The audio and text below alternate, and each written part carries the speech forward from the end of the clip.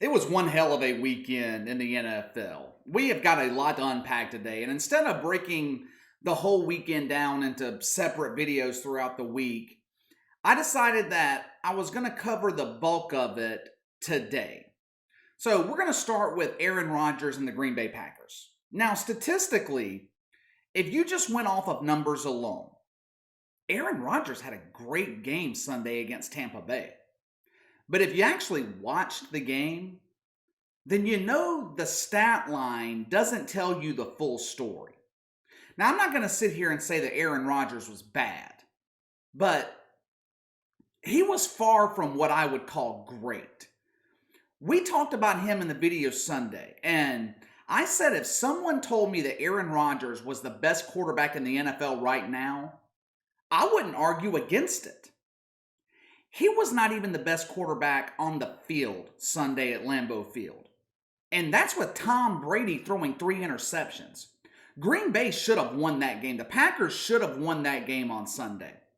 I thought the Packers' defense was phenomenal in the second half. Now, they weren't great in the first half, especially at the end of the first half. But they were great in the second half. Multiple times, the Packers' defense put Aaron Rodgers in position to win the NFC Championship game.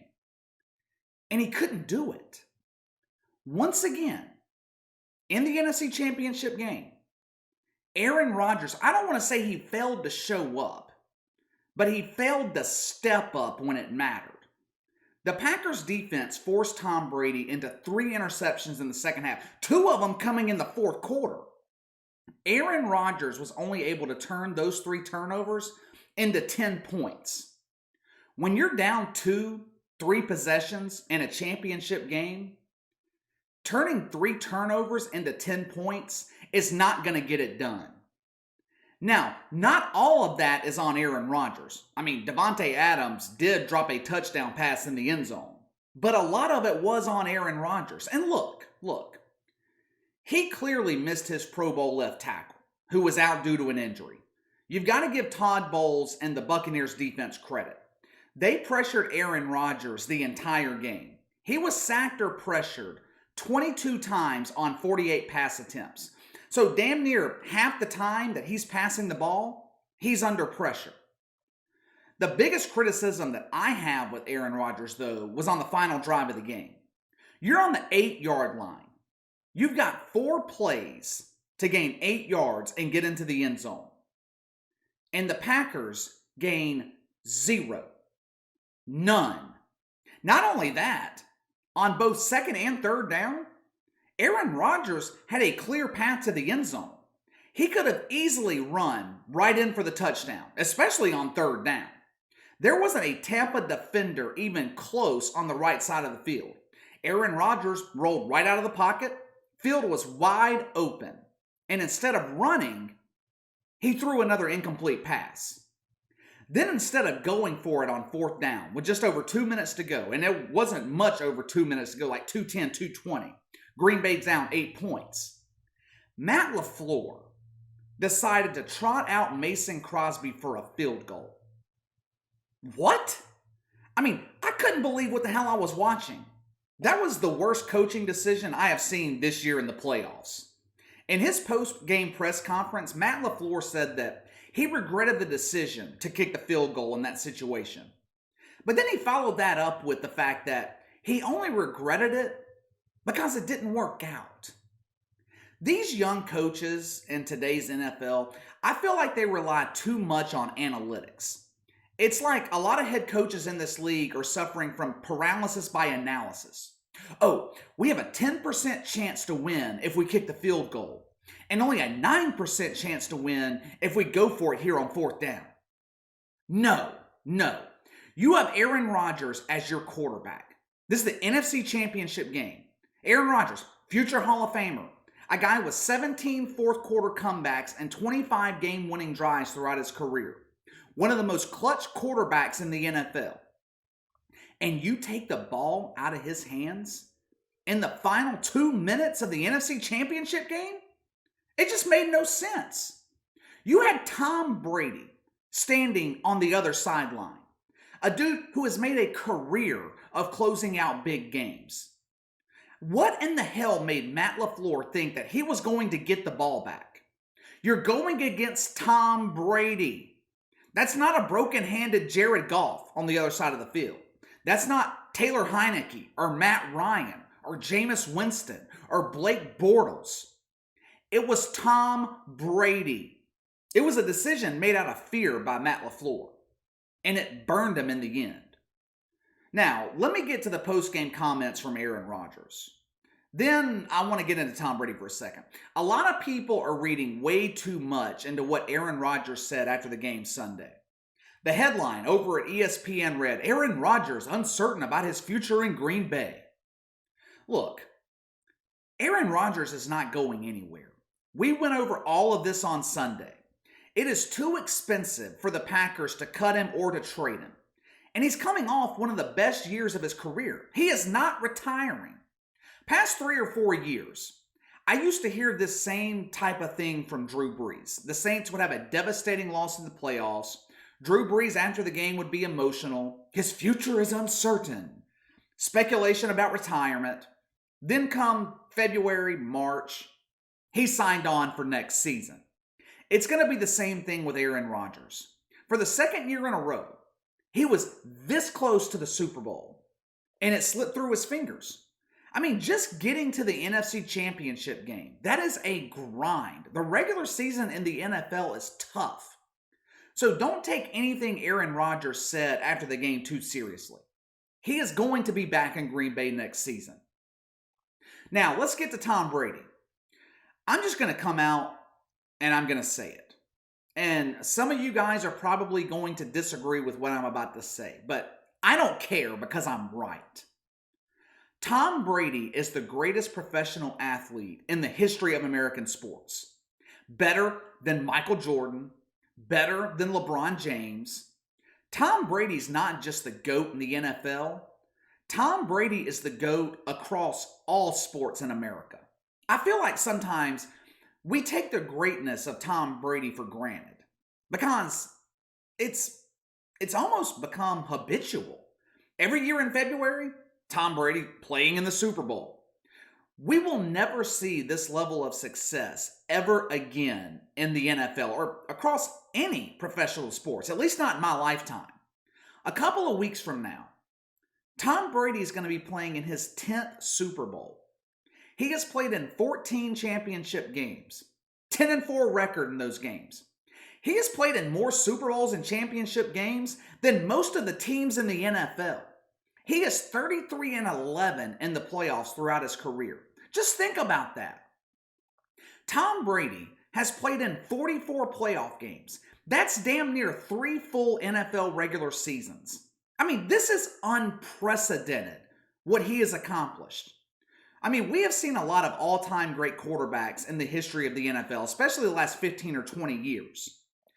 But there will never be another Tom Brady. And he's doing it this year without the genius of Bill Belichick.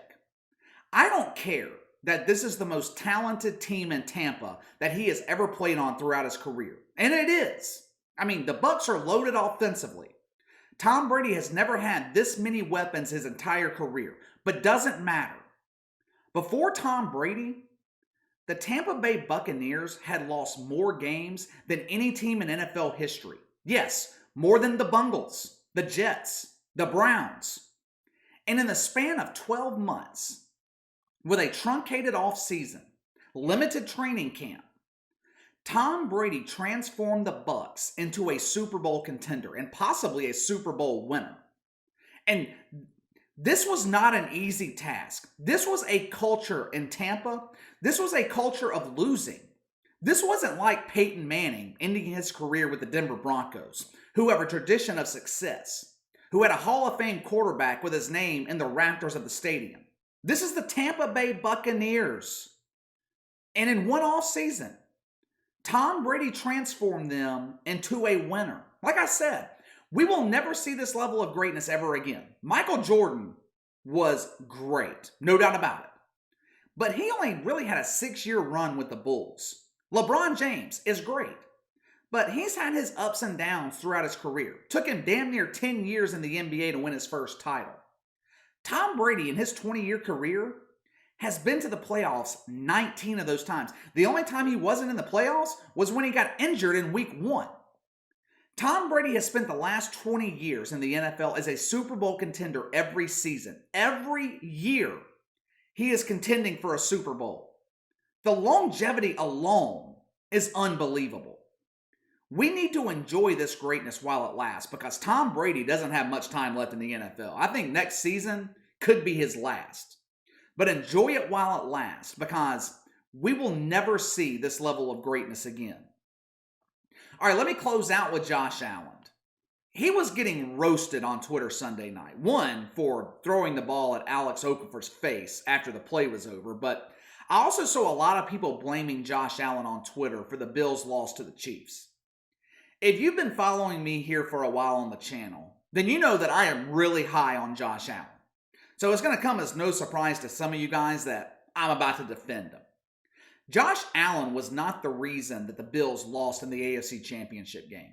That doesn't mean I'm saying that he didn't play a bad game. He did. Josh Allen was bad Sunday night. Matter of fact, the 2 worst games this season came against the Chiefs.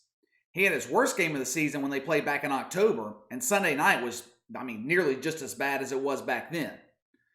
But what I'm saying is let's have a little bit of patience with Josh Allen and the Buffalo Bills.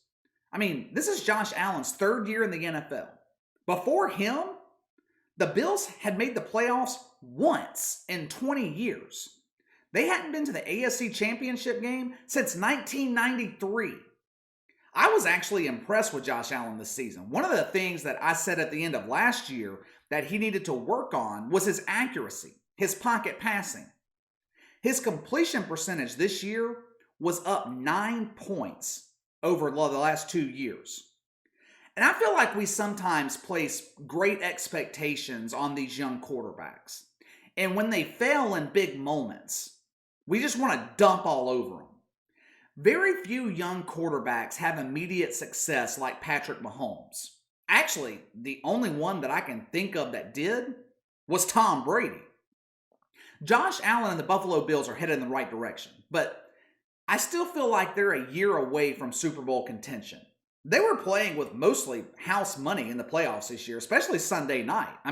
They weren't supposed to be in the AFC Championship game. The defense regressed this season. They weren't nearly as good as they were last year. And Josh Allen shouldered most of the load this season. He carried the Bills all the way.